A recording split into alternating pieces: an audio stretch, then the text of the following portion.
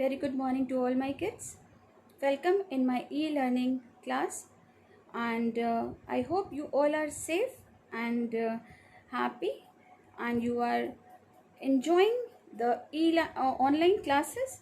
So children, without wasting a minute, I would like to say that after completing the explanation portion of this chapter, I will start the exercise of this chapter. We have completed question number A, that is tick the correct option, question number B, that is fill in the blanks, question number C, that is short answer type question. So only the one segment has been left, that is segment D, that have long answer type question. So today I am going to start this segment. We will do the questions of this segment. So please take out your copies and books and write down whatever I am going to tell you. So let us start, children. So in this chapter 7, today we will do answer the following questions, that is D, question number D. So there are 8 questions. So I'm going to read the first one. What is habitat? The exercise has been given on page number 64, children. So the question number 1 we are going to do, and the question 1, what is habitat? So you all know a place or an area where an animal lives naturally is called its habitat. So habitat provides food, shelter. Shelter means the area where they can live. The shelter, food, the thing which they eat. Shelter, air, oxygen and proper air, and water. Mountains, oceans, fresh water, desert and polar regions are different habitats of the earth. So I am repeating the same question. A place or an area where an animal lives naturally is called its habitat. Habitat is the area where animals live naturally, not artificially. Naturally is called its habitat.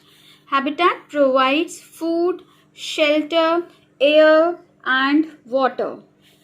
Mountains, oceans, fresh water, desert and polar regions are different habitats of the earth. You know, children, what the habitat gives to the animals. So habitat gives the animal food, shelter, air and water. And the mountain area where the mountains are found, oceans, the different kinds of oceans, fresh water, where like rivers, lakes, ponds, desert, the area full of sand, and the polar region, North Pole and South Pole. These are the different habitats of the earth. Okay, so this is the answer number 1. Now answer question number 2. Question 2 is, how do insects breathe? Question 2 is how do insects breathe? So the breathing pattern, in this question we have to write the breathing pattern of the insects, how the insects breathe.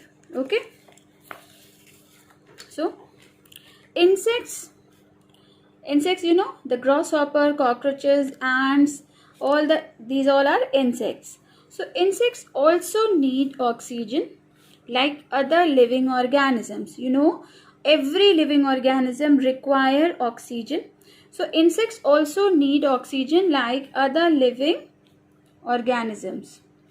Insects breathe through the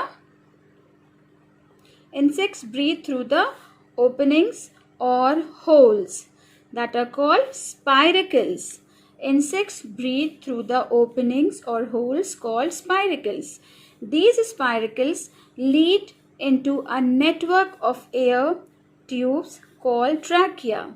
So these holes, the insects breathe by the holes or opening called spiracles, and these spiracles are found at both the sides of the insect's body, and these spiracles lead into a network of air tubes called trachea.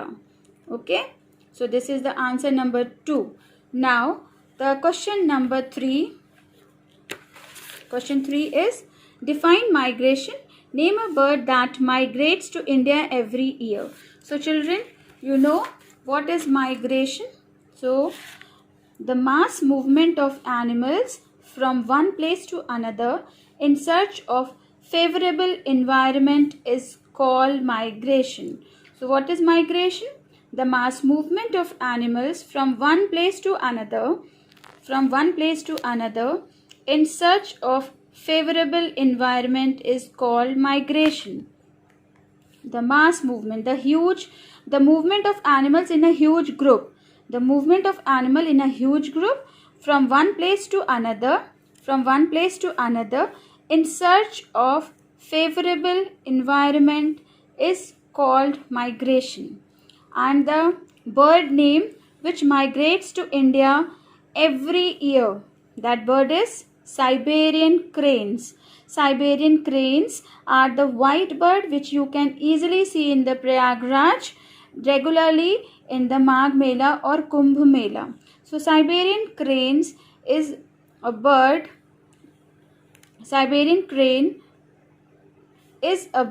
that migrates to India every year. Okay, because in Siberia, due to the extreme cold condition or cold weather, these Siberian crane migrate or move from the Siberia to the India every year during winters, and as the winter passes they return to their own habitat as the winter passes and summer came. Okay, so this is your answer number 3. Now the question number 4, and the question number 4 is, how do whales and fish breathe underwater? So here in this question we have to write the breathing pattern of whales as well as fish. So children, first of all, this is important that fishes and whales are not same. They are aquatic animals, but they are not same, children. Fishes are the aquatic animal which have gills, whereas whales are the aquatic mammal. They are mammals and they don't have gills. So this is the basic difference. So they are different, so their breathing pattern is also different. Now what will be the answer? Whales are mammals and they breathe through lungs. Whales are mammals, they breathe through lungs. They cannot breathe underwater because they are mammals. They have lungs, so they cannot breathe underwater because they breathe through blowhole. Blowholes are like a nostrils, like a nose which we have on our face. So whales have blowhole which are located at the top of their heads. So whales, how the whales breathe? So whales are mammals, so they have lungs. They breathe through their lungs. They cannot breathe underwater because they breathe through blowhole located at the top of their heads. Whereas fishes have gills.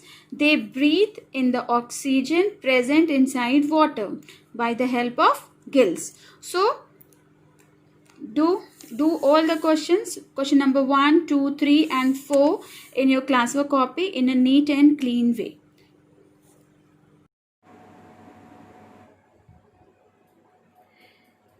So this is all for today. I hope you all have understand whatever the question answer we have done today. So children, do the question and answer neatly in your classwork copy, and rest of the question we will do in our next video. So thank you for watching this video. Stay home and stay safe.